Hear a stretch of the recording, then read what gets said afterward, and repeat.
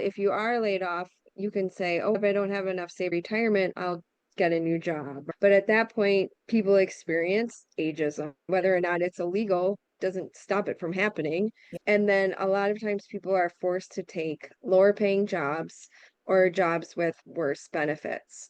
And so they just don't have the ability to save that maybe they had hoped they would. Exactly. Yeah, I have some clients I've worked with in the past that had a very similar kind of situation. So they had their plan in place, they were saving, etc. But they had decided together that they would retire early, like late 50s, early 60s, I believe.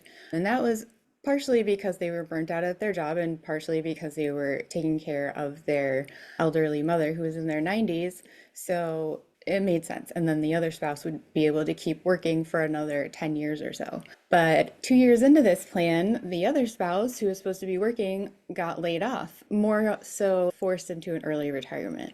So there was about a year of semi transition where they were transitioned to a consulting role by the company and then let go. And they had to rethink so many things. Like they still had a mortgage on their home. They were expecting to have 8 more years of full income and full benefits.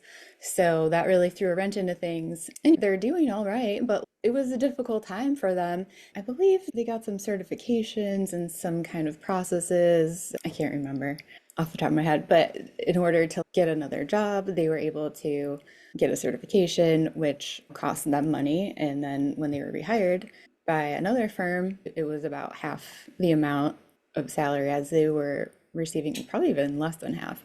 They made it work, but it was very tricky. And they also were forced to take, not forced, but it made sense for them to take Social Security earlier because frankly they just needed the money to live.